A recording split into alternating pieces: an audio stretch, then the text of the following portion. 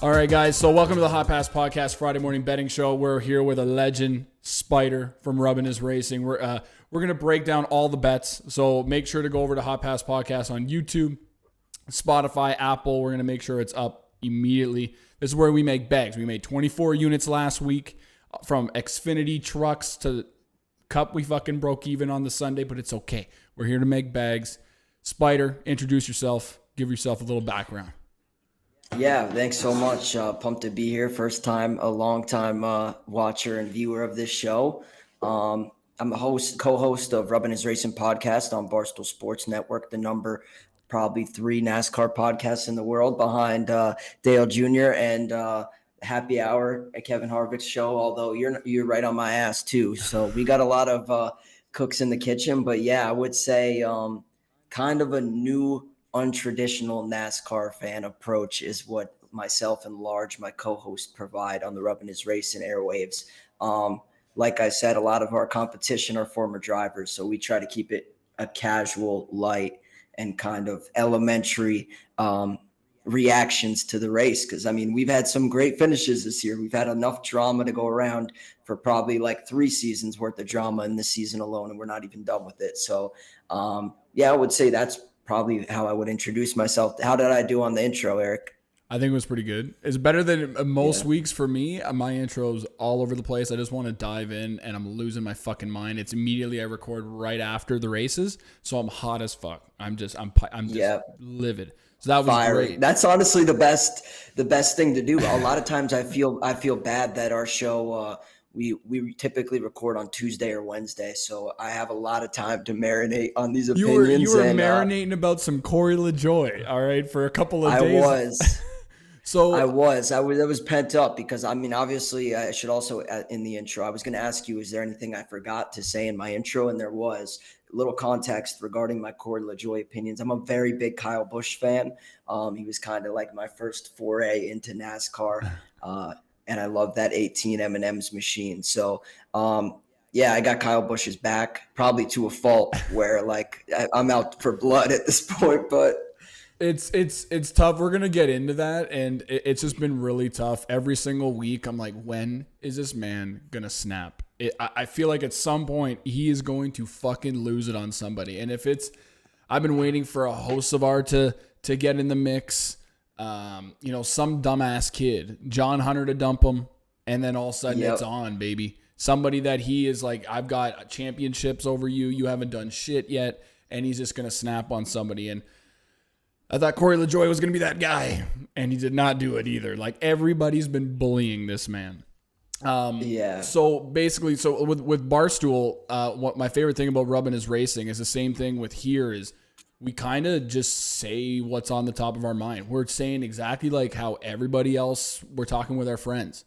I don't, like, you guys have a little bit of a structure to it, which is kind of nice.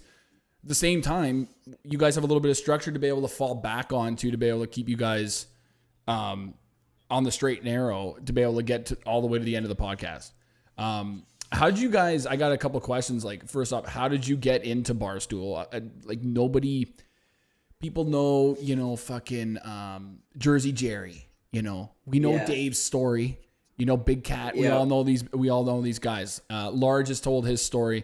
Let's hear a little bit about you, and then how Rubbin is Racing was kind of created and came to be.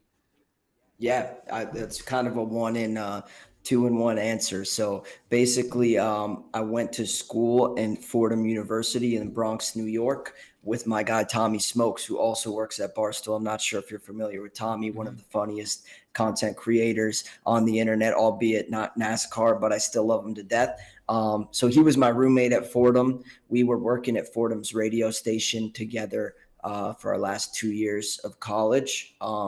And I had some work experience, some freelance work experience working with ESPN, doing like random odd jobs. So sometimes I would like drive the camera guys and bring them water bottles out in the sun at the US Open, or sometimes I was picking up people from the hotel and bringing them to the set. And I was doing that while I was a senior in college. So I was lucky to have that experience, which ultimately I was able to take to Barstool and say, hey, give me a shot to be your office manager. And that's exactly what happened. So with Tommy's endorsement, my roommate at Fordham, Tommy Smokes, endorsed me for the internship the summer of 2018, and the rest is kind of history. Now, prior to that internship in 2018, I was doing some stuff for Barstool. Like, they have a great Viceroy network, which basically every college in America has like the Barstool Texas A&M account or Barstool LSU account. Right. And they're all kind of like building the Barstool brand on stuff relevant to what's happening on campus locally in their region. So our Viceroy is like 90% of the people we hire at Barstool. If you want a job, my one piece of advice, if you want to get hired at Barstool, is be a Viceroy, because that's a shortcut. So I had the ESPN thing, and then I was also a Viceroy for like 2 years prior, running like brand accounts for Barstool Fordham. And that ultimately turned into the office manager internship. And then as I was office manager, I worked very closely with Dave, and I kind of still did a lot of the runner stuff that I was used to doing. So like taking care of like talent and top celebrities. So I just basically did that for Dave. And then it basically turned into me following him to some of the coolest shit on earth. We went to a bunch of boxing match, UFC fights. We went to London for a UFC fight. But the coolest thing was the NASCAR race we went to. I think it was the 2019 Daytona 500 was the first one, if I'm not mistaken. And did you guys do a YouTube video for that or no?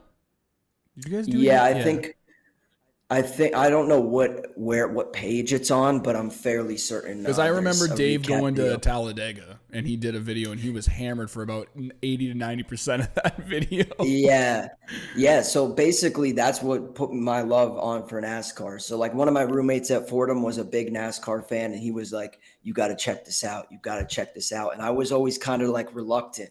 And even my next circles, it's boring. Yeah, typical. My next door neighbor growing up, the whole time we were kids, like I said, I'm a big Kyle Busch fan. Kyle Busch and Jeff Gordon, because I played with those little die-cast cars. However, as much as that's true, and as much as my next door neighbor tried to like on-ramp me onto NASCAR, I was just like a little bit stubborn. And it took me going to Daytona in person, smelling the fuel, feeling the rumble, and I was hooked. And I was like, you know what? Someone at Barstool kind of needs to shine a light on this. And luckily, Large and I and a bunch of other Barstool content creators were lucky to be invited to a bunch of races after our first initial kind of foray into NASCAR began. And then from there, it just kind of grew. We would do exclusively social for like a year or two from the races, trying to drive viewership and whatnot. And then it kind of turned into, hey, they came to us and said, hey, would you guys want to host a podcast weekly where you talk about NASCAR, talk gambling, recap? And now they got me spewing crazy hot NASCAR takes like you heard this week. So check out Spidey Scoops. We got Spidey Scoops on a weekly basis. We got back to the Kyle Busch thing. If I'm going to do a victory lap on your show real quick, all I've done is bragging in the last 8 minutes. You got to flex what you got. But one of the reasons I'm a Kyle Busch guy is because I was one of the first people in the world to report that Kyle Busch would, 1, be leaving Toyota, 2, would be driving and joining Chevy, and 3, RCR specifically. So I think I had that like 2 or 3 months ahead of everyone else, which is why I'm such a Kyle Busch guy. I want the best for him. It pains me to see how he runs on a weekly basis in 2024. Yeah, I do remember listening to that episode going, he's so who the fuck is telling him this shit? I was like, and then this is early Spidey Scoops. If you guys don't know Spidey Scoops gives all the scoops. Like, everything. I don't know who you're talking to, but it's crazy. I've gotten in trouble for divulging a little information. Last year, we got a little trigger happy, I guess is the word. And some of the stuff had to be walked back. But I mean, Rubbin is Racing is a great place for scoops. You never know what's going to happen. My phone is hot. I'm just bragging all on the show, but I would say, honestly, probably like a good percentage, probably like a fourth of the Cup drivers are in my phone. So you never know what's going to come across it. You never know who's talking shit, who's mad about what, who's going where, etc. So tune into Rubbin is Racing for the latest Spidey scoops. My favorite thing about listening to Rubbin is Racing every week is hearing what the fuck does Spidey Scoops have on a weekly basis. Like, because right now, the whole hot thing with Riley Herbst, we can get into that at some point, but Riley Herbst going to 23-11, what a combo that is going to be. Like, yeah, that sounds like a done deal from everything I'm hearing. Oh, man, I was not seeing that. We're all talking Corey Haim, and then I was like, it all kind of makes sense. The monster, all this stuff, but and if he gets a little sponsorship from Jordan Brand, I was like, oh, my God, that family's got money, bro. I found out exactly. Oh, my God, yeah, because I was out at Vegas, and my friends are telling me, like, yeah, they got their own hangar at the fucking airport and all this stuff, and I'm like, God damn. And I'm like, how did they get all their money? And they explained it all. I'm like, Jesus Christ, dude. Yeah, as a East Coast kid, I was not super familiar with the I'm Canadian, so I have no clue. Yeah, the Terribles runs deep up there in Vegas. So yeah, but I'm happy for him. I think Riley's a guy that's kind of paid his dues, and he's easy to root for. And you said like the Jordan Monster collab, and I think I can get behind that. I'm going to be pulling for Riley next year. Well, and Riley's a super nice guy. Like, yeah, his family has a lot of money, but it's nice to be able to find one of those guys that they're the kid of, a very wealthy family that's very humble, very easy to talk to. And his family's a fucking bunch of party animals. I had a couple drinks with them on the infield at Talladega. Like, I was just like, this family's great, dude. Yeah, that's funny. Actually, we were watching the Xfinity race at Nashville from Barstool Nashville, which is dumb, respectfully. I don't know who on our side decided, hey, let's do a watch party. I guess it was a watch party, which kind of makes sense. But like our happy hour was during the Xfinity race. And I'm in there watching the race, like religiously, drinking, having a good time, whatever.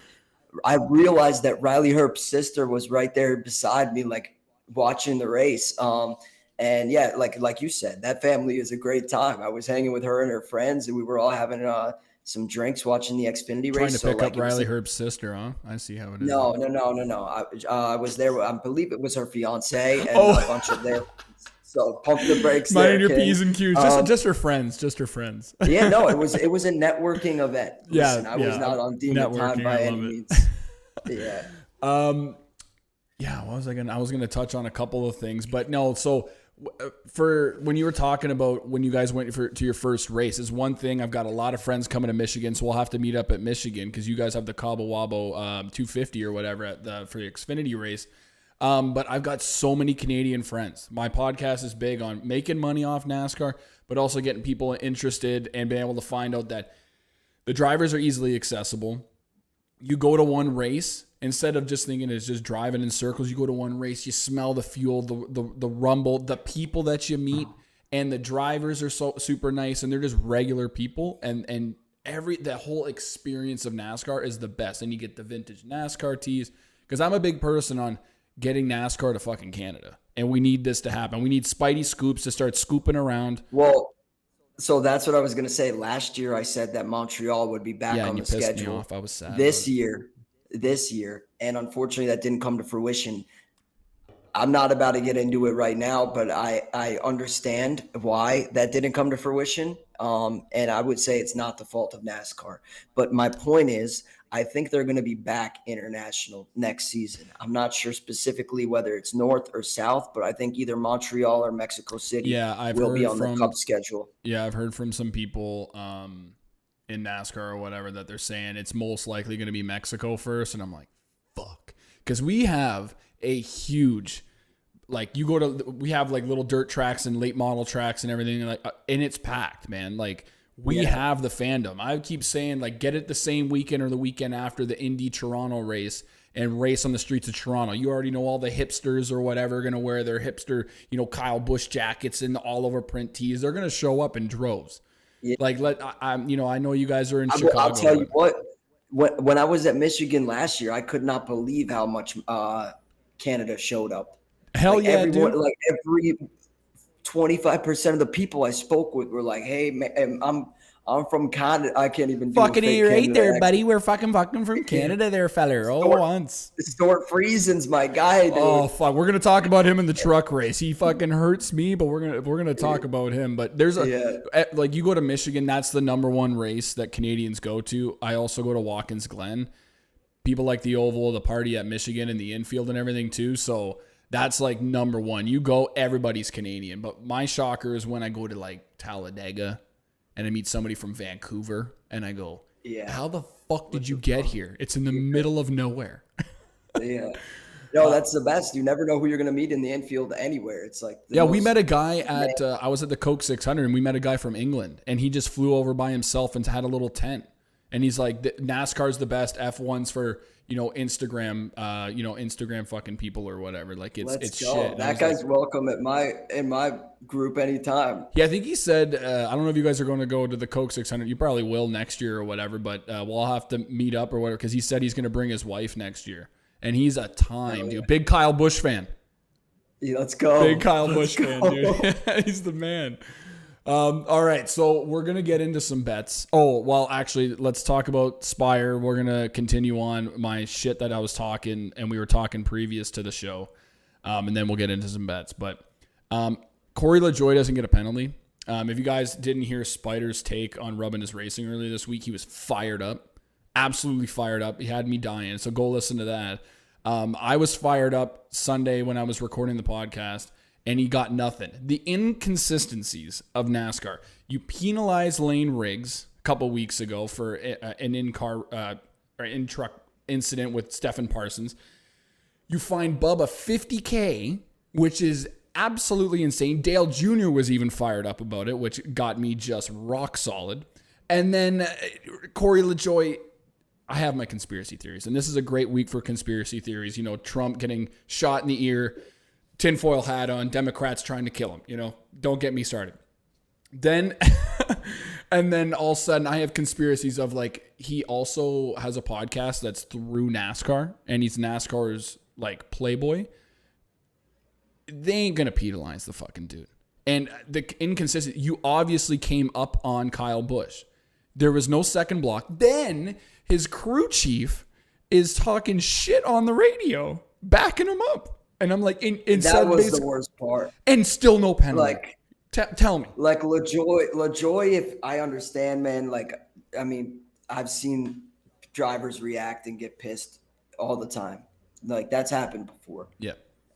To double down on the radio immediately after was the craziest part. Like, his team wasn't even smart enough to like play dumb.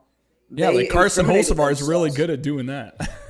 I don't know who it was on the broadcast, but they made a great point. They were like, I don't know how any of these teams whose cars just got wrecked and caught in this are going to be like reacting to that on the radio. Like, I don't know. I think it was just a bad look all around. Like, Corey, I like him. I think he made a bonehead move. But the worst part of it wasn't the driving. It was the reaction and the response, and it basically just doubling down on rocks.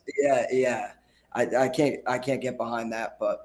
I mean, and then the thing is too is like Carson Hocevar treating Todd Gilliland. It's like a bunch of it's like a guy cutting you off on the highway or whatever, just driving Todd Gilliland week in and week out. At least the last 2 weeks, like an asshole. So I'm just sitting here like, they make it so hard to root for these guys. Yeah. It's like Hocevar. I got done. I say on a week, like the first half of the season, I was just like basically Hawk 2-ing this guy about how much promise, potential, all of these things he had. And then he goes out there and he's like starting issues with like Harrison Burton, which as much as I'm like saying, Corey LaJoie, why are you starting issues as you're a guy who kind of finishes toward the back? Harrison Burton is in that same category. He's not a threat to win. Like, you know, why are you causing issues? And he's a super nice guy. Like he keeps his nose out of trouble. So I really like both Corey and Carson, but they just make it like impossible to defend them. I feel like their fans must have to be doing like gymnastics to be able to justify the what happens on the track. And the last couple of weeks especially has been kind of bad. I mean, I've been critical of them just because it's recency bias, but I don't think they're as bad as. I feel like NASCAR is one of those sports where everything is very recency bias. Like, it's from a week to week thing, right? Like all of a sudden for 2 weeks, 3 weeks, we could talk about a guy, Carson Hocevar being an asshole, Corey LaJoie, and then we won't talk about them till next year, this year, right. Like this time of year or whatever, right? Like it's so crazy. Denny Hamlin, all these top 5s and top 10s, whatever, big streak. He goes on a terrible run and we're not even really talking about him. Like NASCAR is one of those things. So eventually I'll move on. You know, Corey Haim's still hurting me about, like, I wanted Grant Enfinger to win the truck championship last year, and Carson and Corey have their fucking situation. Oh, so like Corey has redeemed himself by making me a lot of money. Carson, you've done nothing for me, so you have some work to do. That whole team, like I've harped on them about their merch because I'm a big vintage NASCAR tee guy. You know, Dale Jr.'s team, Ryan Williams that designs all their stuff. Great guy, Harris Liu that does RFK stuff and a lot of old Mark Martin stuff. Like, great quality. You go to Spires Holler, dog shit. And I don't hold back. I'm just looking at it and go, what in the hell is this stuff, dude? You have I mean, stand up. Look at your shirt, bro. They don't produce merch like that anymore. Come on, baby. Mark Martin, baby. And I've got the Brickyard logo athletic hat. Come on, man. It's an inaugural race from 94. I wasn't even born yet. All right. I was 96, dude. That was a good year, too. Shout out 96 babies. Yeah, it's 94. All right. Let's get into the truck series. I know Spidey Scoops over here, Mr. Spider, doesn't really dive into the truck race very much, but I've got a couple of plays for the truck race, and maybe you'll back them. Maybe you are just going to gargle on Corey Haim's nuts, but that'll be okay too. There's nothing wrong with that. Sometimes you have to just back your boy. Favorites, it's like, you know, going into an F1 race, 99% of the time, Max Verstappen's going to win, and he's about minus 130. You pay the juice. Fuck it. It's most likely going to pay off. Okay. So I usually start off with like head-to-heads. I don't know if you've looked at anything for trucks. You're a busy man. No, I haven't. I'm pretty much, I want to hear your picks. Okay. Like I have one play for trucks, and I'll save it till the end. All right. So I'm not a big stats guy. We don't do stats around here. Okay. We can... Everybody can go over to like all these other podcasts. They can go into stats. But I feel like this is one of these tracks. We're racing at IRP. They're not racing at the Brickyard. I don't know how far IRP is, but it's a short track and it's short and flat. So like a North Wilkesboro, like a Martinsville kind of thing. But one guy, I mean, I don't have any head-to-heads. I was looking at Christian Eckes over Ty Majeski. This is also the track that Ty Majeski got. I think it was the week after, like he was blowing the field away, won the race, and the week after gets caught for bleeding tires and hasn't done shit since. So I'm saying do not look at Ty Majeski. Those numbers are biased as shit. Like how long that man was bleeding tires, I have no idea. He was spanking the field on the short tracks, so we stay away. But one motherfucker I'm not a big stats guy, but here's the stats. Where is it? Matt Crafton. In, I think, how many races here? Since 2001 at IRP. This man has, let's see. Come on, baby. At IRP, he has 13 races. He has 10 top 10s and 3 top 5s. Okay. That is fucking absolutely animalistic. And he's an old boy. And I understand ThorSport has looked like absolute dog shit. I mean, they sponsor the race, so we got to get behind him. He's 15-1 for a top 5. 13 races he had, even when he's doing bad, like last year, the previous year, he hasn't been very good, hasn't won in a while. I mean, you can't compare Bristol to this, but he arguably could have won the race if it went green. This man just shows up all of a sudden. And he's good at a track, he's going to be good at a track. It's a long shot for a reason. He's only had 3 top 5s, but 15-1, bro, at Bet365. Holy mother of God. So old boy, he's an asshole, but Matt Crafton. How do you like that? I like the logic. I mean, I like it. Veteran Matt Crafton, I always like pulling for him in the truck series. I usually typically, like you said, the extent of my truck series, fandom relies in like the up and coming prospects who are like, the Carson Hosevars of years past in the truck series, just tearing it up, or the Corey Haims this year tearing it up. But I do respect career truck drivers like Matt Crafton, and I like the logic. So, I mean, yeah, it's crazy to me that he's been just racing since he's been racing in the truck series from like 2000, 2001. So I was like, 4 or 5 years old, and this guy's still kicking it. It's crazy to me, and it sucks because their trucks haven't been that good. But that Menards truck, that 88, is a classic, and I would love to see it in the top 5. I think this is one of these races that I understand that we have Corey Heim and we have Ty Majeski and Christian Eckes, but Christian Eckes, I think last year, I think he finished like 6th or something like that. So it's not like. And then Corey Heim had a penalty. He could easily just go run away with it. And I might take him at, I think he's plus 200 on Bet Rivers. I think that's a great number is kind of crazy. But at this point, I feel like on a weekly basis, 9 times out of 10, he's probably going to win. It's going to be him or Eckes. I don't think Eckes is just going to run away with it. Heim won North Wilkesboro. I just feel like there's so much chaos on these short tracks that either you're going to be looking really good 90% of the time, and then it's all going to die at the end, or you're going to be swearing that all your bets look like shit, and then all of a sudden chaos happens at the end of the race and all your guys show up inside the top 10, and now you're making a bag. I feel like that's how it usually happens. But we got Stuart Friesen, the Canadian that's really not Canadian because he's lived down in Syracuse, New York area or whatever for so long, but he's still kind of Canadian, but he hurts me a lot, and I've spent a lot of money on him, but he never really hits a top 5. We're taking him. 9-1. I don't know if I had his stats pulled up here, but he's had back-to-back races. I mean, they're so separated, the Truck Series now, with their weird schedule. But he's had 2 top 10s in the last 2 races. And Stuart Friesen kind of shows up here. We don't have Carson. Like, I was watching the race from last year and the year prior. 2 years ago, they had John Nemechek in the field. They had Chandler Smith, Carson Hocevar, all these big names that have now moved on, and Stuart Friesen was already running inside the top 5. Last year or whatever, Corey Heim was in it, obviously, but Carson Hocevar was up there, and a couple other guys that are up there that really have kind of fallen out. Ben Rhodes was kind of in the top 5, but he's been kind of irrelevant, and he hasn't had a good finish here either. 9-1 for Stuart Friesen for a top 5 on Bet365 is fucking crazy, just because how close he's been in the last couple of weeks. Martinsville, as kind of a similar track, he got caught up in a bunch of shit, but man, like, he was still a good truck. So 9-1 just feels like it's a good play. He's probably going to qualify well. Matt Crafton might not qualify the best, but I believe in Stuart Friesen qualifying well, and this is going to get dropped down like in half. So I'd say get in. I don't think he's going to win the race. I think that's kind of a crazy take. I mean, if he does, congrats, you fucking beat me. That would be a crazy day. And I'd be celebrating. I'd be singing, "Oh, Canada." You know, there's that "Oh, Canada" song by Classified. I don't know if you know that rapper, Classified. No, I think I know the national anthem, but not the rapper. Stand up and just start singing it. Hand over our hearts or whatever. We don't do that in Canada, which is odd that you guys do it, but we don't do it. It's very interesting. But Stuart Friesen, there's one guy I'm thinking about taking, my buddy from Ryan from Win the Race or whatever.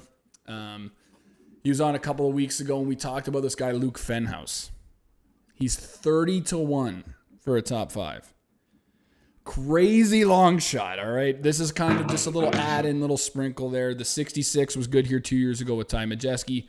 It is a ThorSport truck. I'm talking, ThorSport isn't the best, but 30-1. In the ARCA Menard Series race here last year, he got I think he finished 2nd. He's a short track kid.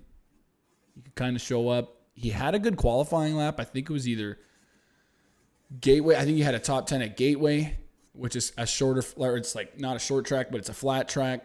And for 30-1 for a kid to finish, you know, maybe top 10, top 15, like, and if chaos kind of plays out, he could get up there. I'll take it. That's just a little add to the side. Another top 5 is Lane Riggs, plus 275. I mean, I'm on. Fuck. It hurts What's me. wrong? It hurts me, man. Lane Riggs, it's like I put money on him and he dies. Like he just gets shot in the leg, he gets shot in the ear, and then everybody jumps on him and they take him away and he's never to be seen again. It's just I faded him like crazy with Chase Purdy over him last week, hammered the shit out of it, gave it to everybody. Great play. But Lane Riggs, this is where he shows up. I think he's had 2 top 10s in this race or whatever, and he was in the 7 Spire truck and then something else the year prior. Lane Riggs is where his bread and butter's made. I mean, North Wilkesboro, he ran pretty good.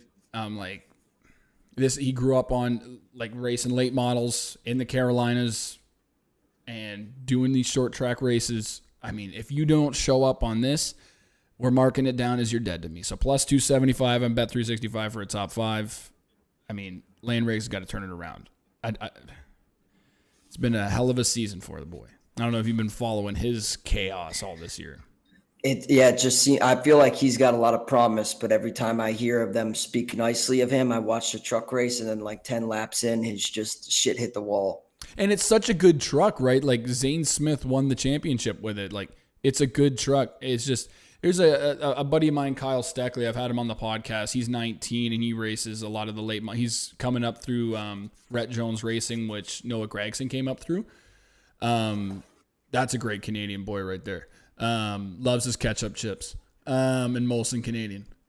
So he was talking about learning rings and all this stuff and short track racing and how like if you don't ever get the opportunity to race on these 1.5-mile tracks, it's a big step up. And this kid Kyle is like, I got to get in that number 30 or try and get a ride in the Xfinity series or the truck series to be able to get one ride to be able to drive on these big tracks. So like anytime Lane Riggs is on a 1.5-mile track, I kind of try and stay away. Like it is a big jump up. The speeds they're running at, work in the air, I stay away. But on a short track, man, and at plus 275, and we're going to talk about him in the outright position.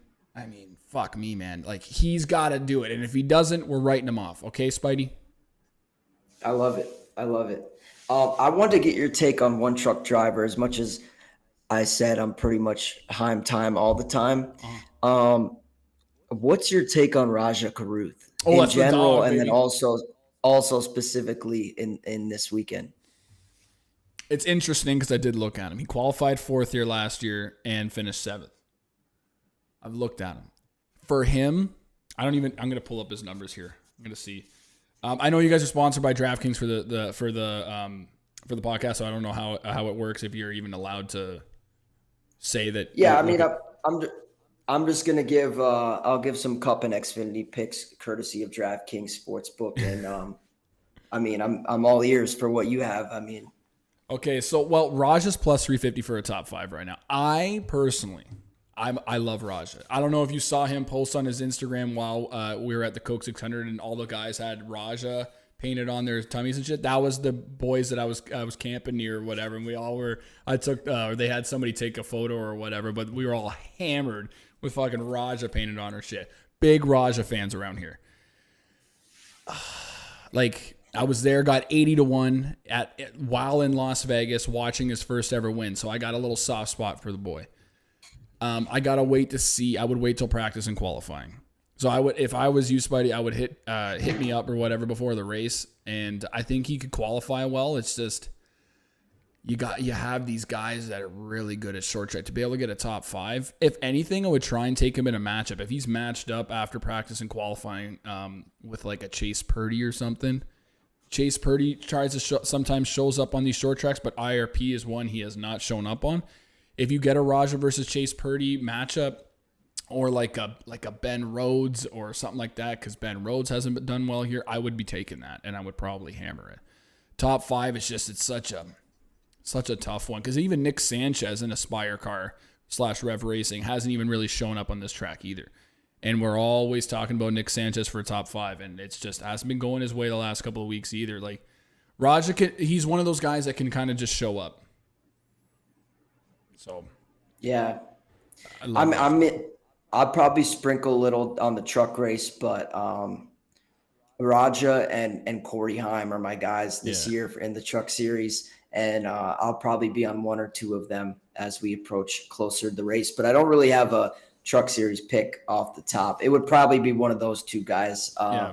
Probably maybe Corey to win, Raja top 5, something like that. Yeah, so. Raja is a guy that you like everybody roots for, right? And just being able to see him get his first win at Vegas, being there in person too, and then the history behind all that too. It's something I'll never forget. I'm never deleting that shit off my phone. I lost my voice for the rest of the weekend. Hitting an 81 bet, but also like loving Raja privy to that, man, it was like everything was meant to be. That's incredible. I need a 80 to 1 to come my way one of these days. Yeah, that's why we got to get that Luke Fenhouse fucking ticket, that 30 to 1 top 5. Let's go, Luke boy. Like, you're so young, but let's fucking cash a bag. So I'll finish off my trucks, and then we'll get into Xfinity. I know you're buddies with some guys in the Xfinity, but maybe you got more plays in Xfinity. So I got Grant Enfinger. I'm doing the NASCAR Gambling Podcast talks about the truck lift. They'll go from top 5s all the way to the outright. Grant Enfinger had a truck to compete last week. I feel like they're figuring it out in that number 9. Grant Enfinger plus 180. He's probably going to qualify really well. He was also top 3 all last year in this race. He won 2 years. He won 2 years ago at IRP. He came out. I was watching the race before we came on here. He came out pit road second in like stage 1 or stage 2. And I don't know if they had a loose lug nut or something like that. And he ended up having to drive up to 12th and got like a 12th place finish. But Grant Enfinger's figured this out. And this is a track that he kind of just shows up at. He also, I think, finished second at North Wilkesboro. They're figuring it out. I love Grant. Grant is that Southern boy that is going to be a lifelong truck guy that you just root for. Super nice guy. I'm not sure if he really likes Corey Heim very much after the championship shit, and they fucking sit each other next to there. And I have a soft spot for Grant and him being able to. They're slowly figuring out with that number 9 team. I think he can contend. So I got him Grant Enfinger top 5 plus 180 on Bet365. I've got Grant Enfinger plus 375 for a top 3 on Bet365, and then 14 to 1 on Spidey's DraftKings Sportsbook. 14 to 1. Beautiful. And then Lane Riggs outright 20 to 1. And I mean, we could take Corey Heim too. Might as well. It's a safe bet. So give us what you got for an outright pick. I think you already messaged me about it, but give me what you got, man. Yeah, so it's probably going to be Corey Heim outright. I don't know. I just like Corey Heim. I think he's the guy to beat in the Truck Series. He's, like you said, he's winning like seemingly every week. So I'm going to put my money where my mouth is. Aside from that, I would maybe sprinkle a little on Rajah Caruth, top 10, top 5, something like that. Because like I said, I bet with my heart too much, too often. Yeah, it's guys I want to see win, not guys I think or I'm confident are going to win, which is really dumb. So probably fade my picks, but gun to my head, I'm sprinkling Corey.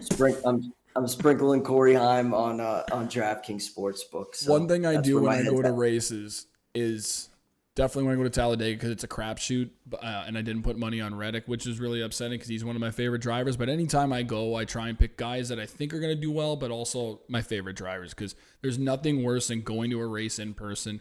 You know you have money on the race, and your favorite driver wins, and you didn't have money on him. There's nothing worse than that. So if I recommend anybody, if you're ever going to a race, put money on your favorite driver, whether it's $10, $5, whatever. Or if you're crazy, like some of these guys that put 1,000, do whatever you got to do. But have it on your favorite driver, split up $1,000 with a couple of picks and just ride with it. So that's been the Truck Series. Yeah, bet responsibly. Yes, exactly. DraftKings really likes to take your money, but it's always responsible. 1-800-GAMBLER. Boom, there it is. So I'll run over all my picks or whatever. The honorary mention is Luke Fenhouse, 30 to 1 on Bet365 for a top 5. The top 5s: Matt Crafton, 15 to 1, Stuart Friesen, 9 to 1, Lane Riggs plus 275, and Grant Enfinger plus 180. Grant Enfinger top 3 plus 375 on Bet365. All those top 5s are Bet365 as well. And then Lane Riggs, 20 to 1 everywhere, and Grant Enfinger 14 to 1 everywhere. And we're both on Corey Heim, 2 to 1, plus 190. Whatever you can get, as long as it's not minus money, I would fucking be taking Corey Heim for sure. So I've only have one pick for Xfinity right now, but they're at the Brickyard. They're in the Super Speedway package, and for the love of God, I was at Atlanta, and it was the roughest race to watch. It was the choo-choo train of all choo-choo trains. And I was falling asleep. I was intoxicated. It was a late night flying in the night before, and that race just pissed me right off. So,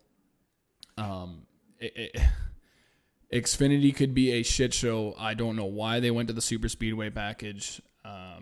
So I think it could be very well a very bad race. I don't know if you saw the lines, Spidey, but Austin Hill for some reason is plus 275. I understand it's not going to race like a super speedway. I understand they're going to be fast. Like that's the only package that RCR has figured out in the Xfinity series. Yeah. But that's fucking crazy. So give me your thoughts on this race, how it's laid out, the package, and who do you think's going to be up there? Yeah, it's fucking crazy. You're right. It is crazy, but it's also telling. If there's one thing I know about RCR, it's what you said. They show up at plate tracks, at super speedways. I know also what you just said is that necessarily isn't the case here, but this race is so hard to predict. There's so limited data that I don't know what to think. And if truly the sports books are leading us to believe that it's going to be RCR and those plate track, guys that are usually running up front are going to be the usual suspects in this one. I kind of have to think that that's going to be the case as well. So don't tell me you're taking Austin Hill, you SOB. I'm not taking Austin Hill. I'm not taking Austin Hill, but Jesse Love may be on my card. So it's so crazy that they're so short. Like he's, I don't know what, plus 750 is he fucking, what the hell is Jesse Love? He's plus 750 to win the race. What? Jesse Love is plus 800 on DraftKings. That's why it remains the number one NASCAR sportsbook on earth. Shameless plug while I'm at it. Look at you, DraftKings often, like the last 3 or 4 weeks, has had profit boost. So if you opt in under the promos tab, you could get anywhere from 25, I think it was last week, to 33% it was for the Chicago street race profit boost. So instead of, Denny Hamlin being 4-1, you can get him 5-1, I think. I'm not really good with that, but you know what I'm saying. SVG at the Chicago race or whatever in the Xfinity series. Yeah, race, exactly. Right? Like that's one of those ones where you got to use those profit boosts. Right. If there's an overwhelming favorite, it's great to have a profit boost to just make his odds a little bit higher. But yeah, and also they got great new customer acquisition bonuses. So if you haven't already signed up, like you can steal $1,000 from. Look at you, DraftKings. Get on that. Shout out DraftKings. 8-1 on Jesse Love, but that's not my pick. Oh, it's actually plus 100 for Jesse Love top 5. Wow. Yeah, so many not too juicy. Not too juicy, but listen, every time Austin Hill is running up front, which we're led to believe is going to be the case in this one, looking at the odds, Jesse Love is right there behind him. And I understand they're obviously teammates. They're in similar equipment, but I don't know. I think if Austin's going to be like 3-1 around there, then Jesse could potentially be right there alongside him. So for even money, I'm willing to throw that for a top 5. I have 2 other top 5s I've got, but I want to hear your take on that one before I give my other 2. The thing is they're like, because of that super speedway package, they're probably going to qualify 1-2, or they're going to be right there. That's going to be minus money. I ain't touching it. I'm holding off on Austin Hill. On this podcast, they know I fucking hate Austin Hill. And I used to be a Sheldon Creed fan, and Sheldon Creed has lost me so much money, so now we just bet him top 3 because he'll never win.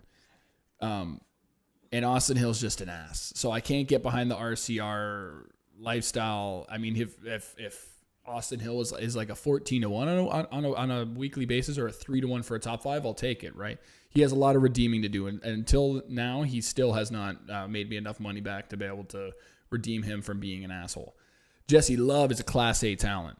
I think he won me a lot of money getting me a top 5 at Chicago. That was great.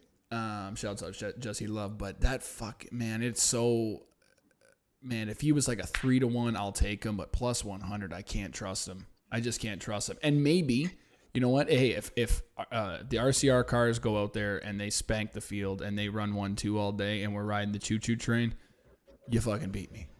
But you got, I don't know. We're going to hear your other 2 picks. But you're gonna hate him. I'm gonna wait till practice and qualifying to see how RCR plays out. So go ahead, give us the other 2 plays. If you hated the Jesse Love top 5, you're gonna hate these next 2. But hear me out. Not necessarily. All right, I'm going to start with this next one. I'm taking Connor Daly 25-1 top 5. Indiana's finest IndyCar driver Connor Daly will show up at his home track. What the fuck's he driving? 5. I don't even know. I have no idea what car he's in. I just saw that now for the first time, and I thought that storyline was something I need to partake in. So I will be sprinkling 25-1 on Indiana's finest Connor Daly. Bless. For the top 5. Okay, moving on. I think we have to gather ourselves after that. My third and final top 5. Jesse Love plus 100, Connor Daly 25-1, and Josh Berry 4-1. Josh Berry 4-1. What car is he in? He's in that dog shit AM racing car, I think. Oh, yeah, he's in the Logano. The Slogano car, dude. Fuck, you're right. I didn't even. I wasn't even privy to that. But listen, you already placed the bet. No, I didn't. But like, I came with some picks that I thought. Yeah, well, shouts out to DraftKings that they give you the cash out app because the option or whatever. Like Josh Berry, that car, it's just like it's so fucking God. There's so many. Is it the car or was it the driver? I mean, listen, I'll save it. Man, I had a TikTok video that went kind of, for me, viral, had 22,000 views, and it was me going off on that because I'm a Brett Moffitt fan, and he was in the 25. Right. They were going to make a 2-car team. They fucking tossed him to the side because Haley Deegan had all the money. And now look where you're at, AM Racing. You're dog shit. You're running in the back of the pack. Congratulations. And even Joey Logano had to just kind of try and keep it clean at Chicago and got a top 10 finish. But we know Joey Logano's pedigree. Josh Berry's good, but I think you'd need, just because of how it's a choo-choo train and it's probably going to be a lot. You're going to need a lot of speed. I think I would not. Fuck, you're blowing our minds. You crazy. You living on the edge, baby. Connor Daly, Josh Berry, throwing fucking darts. I love it. And then in that same breath of Josh Berry, the reason I took him is because I'm big on cup drivers or guys with big experience, which leads me to my next guy, Eric Almirola, 12-1. Okay. I like Eric. I'm going to be sprinkling him outright to win this race. And that's my Xfinity card. You said 12-1 to win? 12-1. Okay. And I will definitely be taking this one, as much as I kind of needed to hear your opinion on my other 3 top 5s that I was toying with.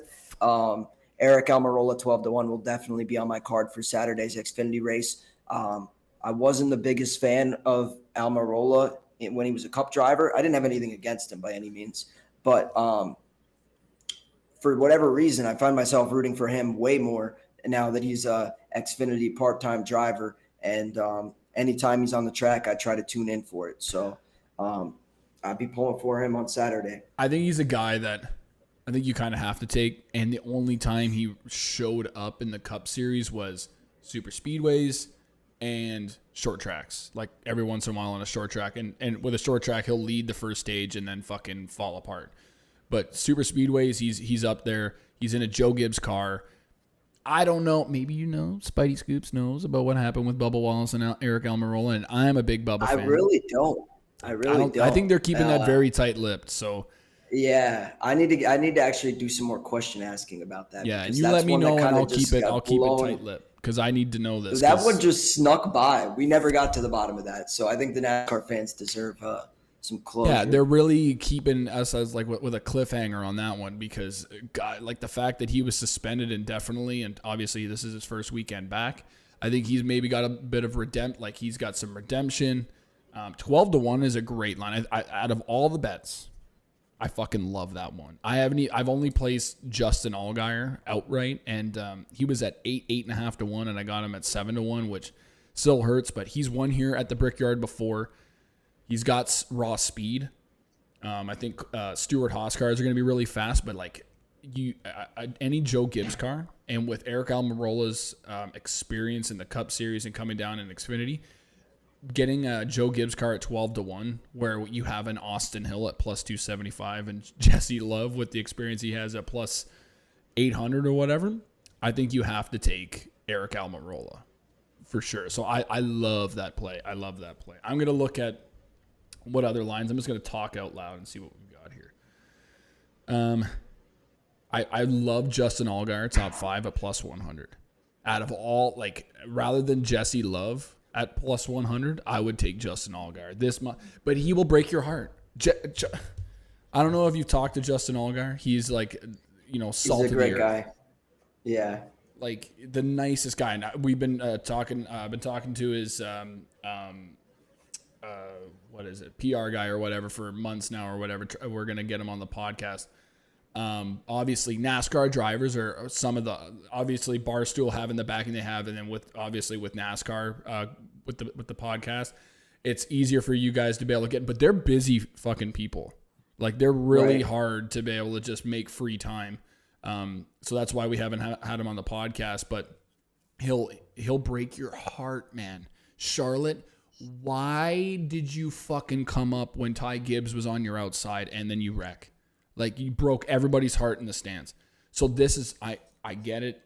It's plus 100. That's a beautiful value. Any other week, we would be all over Justin Allgaier, top 5 at plus 100. He could run up front all fucking day.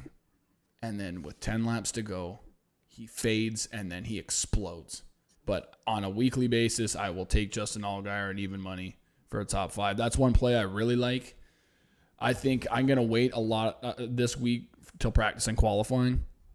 I just want to see what the hell goes on this track and how I might not even, I'll bet lightly. I always say I'm going to bet lightly on these fucking races. And then all of a sudden race day comes and it's an hour before the race. I start hammering bets. But God, like the lines this week, because of the unpredictability, they're with the super speedway package. The lines fucking suck. They've even nuked Ryan Sieg. But that if they come with the car they had last week that was built in a Stewart-Haas, I had him 80-1 to win the race. How the cautions landed last week just really sucked, but he was 25-1 for a top 3. I think 18-1 for a top 5. It was like the most beautiful numbers. If he comes with numbers like with a similar car and just raw speed, I think he can be a top 5 car. So I would kind of look at Ryan Sieg just because he's really good at super speedways as well. The Stewart-Haas guys, Riley Herbst also shows up on super speedways. I know he's plus 240. Plus 240 on Bet365. So I would keep an eye out for a Riley Herbst. He doesn't do the best at qualifying, so I'm going to wait and see. But a Cole Custer, Riley Herbst. I'm not a big Ford guy, but I feel like at this point with the Mark Martin shirt, we have to give the Ford energy. How do you think Ford's still looking for their first Xfinity win, if I'm not mistaken. No, is that Cole Custer right? won last week. That's right. I'm sorry. But he won us a bag. It should have been Justin Allgaier, and this is the thing: is Justin Allgaier's got raw speed, and the early caution or pit penalty or whatever put him behind or whatever early on in the race. So it's gonna be. I think it's gonna be either Stewart-Haas or Junior Motorsports. Fuck RCR. I feel like. What do you think? I'm pumped to watch that. As you said, it's kind of unpredictable with the super speedway package at a non-traditional super speedway or whatever the hell you make of the Indy oval. So rectangle, I should say. It's basically like they're running the LA Clash, but like on just fucking stairs. Like that's kind of how I envision it. Like a giant soccer field should be in the infield. Although I think they have like a golf course there, which is pretty cool in itself. Really? So. They have, I think, if I'm not mistaken, there's like 3 or 4 holes that are part of a golf course that are in the infield at IMS. So really fucking sick. I've only been there once. It was not for a NASCAR race. It was for another event. But wow. I definitely need to go back and check out, do some more exploring, maybe play around. Dude, oh my God, imagine. I would pay the money to do that. That's so unique. And as like a motorsports fan, that would be so sick. Just fucking hook it way off to the right. Imagine you're on the 18th green and fucking Connor Daly blows by you. 25-1 for the top 5. Let's go. Cashman on the 18th hole. That'd be awesome. Yeah, it's gonna be. I've never been to Indy. My buddy that lives in Fort Wayne or just outside of Fort Wayne. Him and his girlfriend are going, and he's been going there for. He's almost, or he's just. I think he's 40, so he's been going there for a long time. And he goes, just because there's so much shit in the infield, and it's so big, he goes, it's hard to see anything. It's they're there and they're gone. I'm like, so yeah, I was gonna make the 7-hour drive to go down, and I was like, yeah, for a possible choo-choo train, I'm not doing it. So the plays are Connor Daly 25-1 for a top 5. Josh Berry, what was the number on Josh Berry for top 5? 4-1. 4-1 for a top 5. Josh Berry 4-1 for a top 5. And then we have Jesse Love plus 100. Even money. Yep. For a top 5. Okay. Jesse and Love then we got Eric Almirola 12-1. Gotcha. Yeah. I like that. I love me some Eric Almirola this weekend. Smithfield Bacon. God bless America. And then mine are Justin Allgaier plus 100, top 5. Wait for practice and qualifying. See if we can get a longer line on Ryan Sieg, Riley Herbst. I would even take Riley Herbst outright. I'm just going to wait. And then Justin Allgaier 7-1, 8-1, whatever you can get. Justin Allgaier outright. And then fuck RCR. So those are our plays for Xfinity. Let's go into the creme de la creme. Okay. Cup Series. I don't know what the hell's going to go on here. We also have to remember that I don't know who was it? The Ford driver was for the tire test, but I know that Kyle Busch crashed in the tire test here, and Denny Hamlin was the other guy for the tire test. But also you also have to think Kyle Larson drove. Didn't Bowman do a tire test here? I could be mistaken. Look that up. Because I know that I think Kyle Busch was the Chevy guy. I just don't know who the Ford guy was. Brad Keselowski's a really big favorite this week. Maybe because of his history here at the Brickyard, but I don't know. Fuck that. I know that Kyle Larson did a fuck ton of laps, obviously, for going, getting ready for the Indy 500 and everything, and him at plus 600. I've never been able to hit a Kyle Larson outright, ever. It has hurt me. The guy will lead a bunch of laps, and you have to bet so heavy on this guy, right? Checkers or wreckers. But I feel like that's got to help him in some sort of aspect, right? I feel the same way. Like, a lot of times he's the overwhelming favorite, and then it seems like whenever I have any money on him, something goes wrong. Oh. He gets overzealous. He goes 3 wide in the middle and gets sideways, something. Like, he knows that you have money on him. That's the thing. I got a lot of futures on him to win the championship this year, as do I with William Byron. But I'm kind of starting to worry about the Chevys. I don't know. It seems like it's feast or famine for them. So, well, the comparison tracks, they say Pocono and Michigan. Like Ford. If you look at Michigan, Ford has won like the last 7 or 8 fucking races in a row. And you're going, what? How is Kyle Larson not fucking won there in a long time? Right. How Chase Elliott really never shows up at Michigan. Really disappointing. My buddy, who's a big fan of Chase, goes to the Michigan race every year. Toyota, but Toyota with Denny has figured it out, and that's the only thing that really scares me. It's getting in my head that he's ran all these laps. He's really good at Pocono. He's pretty damn good at Michigan. He really wants to win at the Brickyard, but there's so many things that I'm thinking about, like Kyle Larson. He doesn't do the best at Pocono. He's okay at Michigan. Chevys, are scaring me. Chase Elliott arguably had maybe one of the best cars last week. Same with William Byron. So they could all of a sudden show up. But you got to also look at Chase Elliott. We're going to get into the top 10 race matchups and all the bets and everything. We're just kind of talking about it, but Chase Elliott has been a top 5 fucking machine. Alex Bowman's been a top 10 machine this year.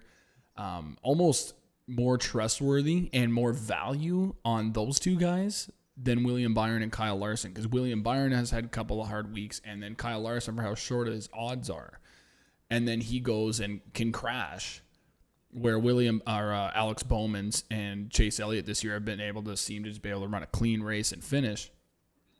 I think that they're a big play, but I think the two favorites this week, Denny Hamlin at plus 450 or whatever, and Kyle Larson I think you got to have money on at least one of those guys. it's gonna be a real big tough one. So, do you have any matchup bets? Do you have any top tens to start off with? What you got? Yeah, my top 10 bet was one that you mentioned was Alex Bowman. Beauty. I like Bowman. I mean, I've kind of warmed up to him as of recently. I wasn't his biggest fan. I was critical of his performance the last couple of years. He's finally got the monkey off his back and is starting to seem like he has lasting winning potential in that car, which is really all I really wanted from him. With the Chicago win, and then even last week he was running up front late, so it looked like he could have won there. I'm with you on the logic there. I'd like him for a top 10. The main outright I gave on Rubbin is Racing this week, as well as some other picks. If you want my full card, you got to go check it out over there.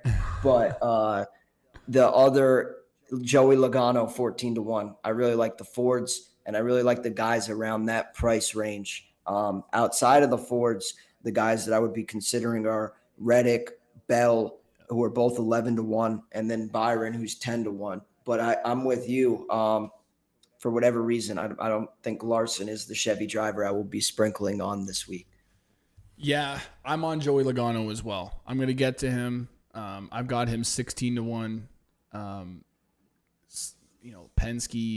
Penske owning the track. I think they've figured it out. And if it does come down to strategy, Joey Logano is king at strategy. I still have no idea how the fuck he lasted with his fuel. Insane. At Nashville. Insane. Please check the size of the fuel tank. I don't believe it. Yeah, investigate. Like I was pissed off. I was like, there's no fucking way. Okay. But I think Alex Bowman top 10 is a great number. Like is a great. Like what was the number that you got it at? Even money, but Bowman's been doing top 10s like on the weekly. Like that was my other criticism. Earlier this year, I was saying Bowman can't win a race, but he's just a top 10 like savant. Yeah. And now he has the win, and I still think he's the top 10 guy that I was criticizing him to be. So I like him this week. And he's my favorite driver out of the Hendrick camp. He seems like he's got a little bit more personality or whatever out of the other three. The other three can be kind of keep to themselves, at least what we see through the media or whatever. I think they have a lot to like watch their back or whatever. But Alex Bowman, like it was nice. I was on him at Austin. I was on him multiple other places, and to be able to miss out on him at Chicago really pissed me off. But it's nice to see him back. He's just been consistent, and obviously consistency will pay off. I think Alex Bowman at even money for a top 10 is a great number at this point for how consistent he's been. There's a lot of like, I was looking at Bubba, but like, man, Bubba, what, top 10? Bubba top 10, and it just scares me what was going on with his car last week. How well Tyler Reddick runs, and then with Booty and Bubba and how they're setting up the car, like. They qualified bad. All the other Toyotas were good, and he had to work so hard, get cautions, and be able to use pit strategy to be able to even get back up into the top 10. So I'm going to stay off of that. I think Alex Bowman's a great play. I'm going to go to the top 5 market. Like everything's kind of nuked, and I don't know what to trust at this point. Kyle Larson is minus 110 on Bet365 for a top 5. That's not bad because I think he could win the poll. So I'm kind of looking at that. I've never taken a top 5 at minus money other than in the truck series in my goddamn life. And just looking at that, I'm just talking out loud. That sounds kind of crazy. But Tyler Reddick top 5 seems like a lock at this point. He's been so consistent, man. Yeah, he's been running really well. I like that too. That's plus 140 on DraftKings for Tyler Reddick top 5 finish. I'm definitely probably gonna take a greater look at that as soon as we're off the horn here. I think so. I'm gonna just jump right to outrights, and then I'm gonna talk about some poll bets. Everybody's on Joey Logano. It scares the shit out of me, but we're all on Joey. 14-1 on DraftKings for Martin Truex is a crazy number. That is fucking crazy for where Denny's at. And if you're comparing it to Martin Truex should have won or was really close to winning at Michigan. Pocono, he's been really good. The track position was king last week or whatever, but he's really fast. If he qualifies well, which I think he's going to qualify really well, 14-1 is going to be fucking long gone. We're trying to beat the books here, right? Joey Logano's usually pretty good at qualifying. Martin Truex at these style of tracks qualifies really well. 14-1 is going to be long gone. So DraftKings, hey, shouts out to you. Shouts out to you, DraftKings. 14-1, I'm on it, baby.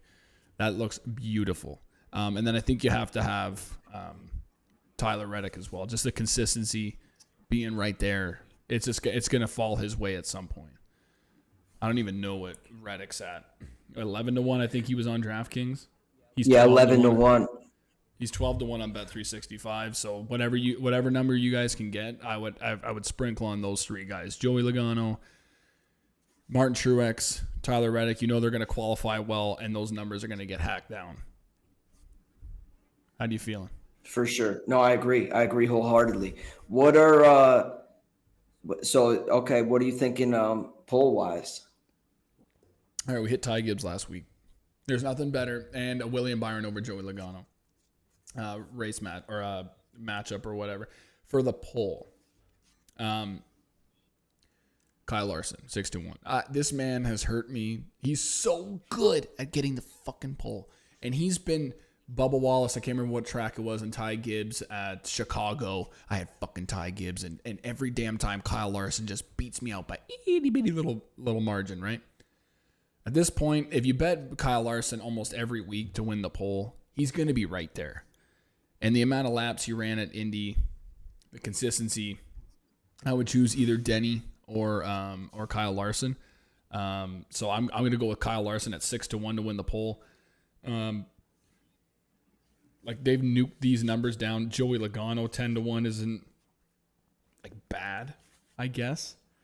And I usually go with Bubba as like my long shot because he can kind of just show up and I got him at 20-1 on Bet365. But those are my three guys. I think Kyle Larson's going to be really good at qualifying, and he's just a qualifying king, dude. It's him and Christopher Bell are like absolute animals at qualifying these big tracks. I love it. I might have to sprinkle on Larson to win the poll. You got me. You might have sold me on that one. Kyle Larson, he just like God, like you look at him. It's like meeting you for the first time. You meet you and you go, God, you guys are really like half my size. It's like, what the fuck is going on here, dude? Like, how tall are you, Spidey? Probably like 5'5", 5'6". Really? Eh? Wow. Because I remember meeting you and I go, fucking large is ginormous, dude. Like an animal. Like large, when they say large, he is, yeah, they're not fucking lying. He is an animal. Like, he only looks that big because he's standing next to me. And it is true. Yeah, but I'm almost 6'2", and he's towering over me, and I'm like, good fuck, man. Is his kids the same, like as tall as him? They're massive, yeah. Jeez. They're all pretty tall. Wow. Yeah, I remember seeing Kyle Larson, he like, at Vegas, and he was doing some sort of talk, and he gets into a golf cart, and I'm like, goodly, like, and he's like very Where's skinny. The rest of them? Yeah, he's very skinny, and I'm like, this is the guy that they say the modern day Mario Andretti. Don't even get me started on that because the man will crash and wreck everybody, whatever. But I'm just like, this is the guy. Like, he's so tiny, and he bangs that fine wife. I go, good God bless. How? I was like, oh, the talent, NASCAR wise, right? It's unbelievable. Yeah. I mean, if he made it, if the books made him a little bit more in favor for the better or whatever, I probably like him a little bit more, but he's just hurt me too many times. So, hey, Kyle Larson, go get the pole, and then you'll be, working your way back into my good graces. 6-1. It's been beautiful. All right. Do you have anything else there, Spidey Scoops? We'll have to do this again at some point too. Yeah, we'll have to definitely do it again. No, that's all I got. Subscribe to Rubbin is Racing. Lock into DraftKings. Keep eyes out for those promos and the profit boosts. And follow Rubbin is Racing on socials and stay locked for maybe more potential Spidey Scoops. You never know when I'm going to drop one. So, well, we're gonna have to meet up at Michigan, and I think it's a month's time. we'll have to do maybe some social media stuff. We'll get you to try some all dressed chips. Bring down some Canadian beers. We'll slam them. Are you guys coming in on the Saturday, or you guys coming in the Friday? We'll be on Friday. Oh, beautiful. We will be partying. Let's have some bevies. I look forward to it. Thanks so much for having me on the show. I appreciate it, and I wish you continued success and green bed slips. Hell yeah, man! I've worked really hard at this, and I appreciate you coming on. It helps me get more views as well. But my favorite thing is to be able to grow the community of NASCAR, grow the betting community, because I feel like it's a very niche market, but everybody's so friendly in it, and everybody's willing to help each other out. So I appreciate you coming on. It means a lot, and we'll have to meet up at a couple of tracks in the future, and then win some money while we're there too. That's right. That's right. Well, thanks again. I appreciate it. Have a good one. All right. See you guys. Make sure to subscribe to the Hot Pass podcast on YouTube. This will be up later on Friday. I know that we've got a bunch of track time at the Brickyard and IRP on the same day, all on Friday. Practice and qualifying for trucks, Xfinity. I think we have an hour practice for Cup. So make sure to go over to Spotify, Apple, wherever you get your podcast, listen to the audio, YouTube, Hot Pass Podcast. Go to @FurlongEric_ on all social media platforms and follow me there. And we've purchased some fucking Tricon Garage merch, so I'm going to be coming out with some reels and some fits for that. And make sure to stay tuned. For a month's time, we're going to be at Michigan, meeting up with Spidey, and hopefully doing some stuff with Junior Motorsports as well. So we'll talk to you guys later. We'll talk to you on Monday. Make sure to follow me so you can see all the final truck and Xfinity betting cards. And make sure to and go to my Action Network. Follow me on my Action Network @FurlongEric_. You can see all the picks. Right now, we're sweating out the Open Championship bets, and it's absolutely not going well. The rain and the wind killed us today. So Ludwig Aubert choked it last week on Sunday. So maybe Brooks Koepka can fucking, maybe in Scotland come clutch. So make sure to follow me on my Action Network. Spidey, at HQ Spider on Instagram, Twitter, everything like that as well, right? That's right. Thanks again. I appreciate you. And let's win some money this weekend. Hell yeah. All right. We'll talk to you guys on Monday. Enjoy your weekend, and let's go make some bags. See ya. Peace.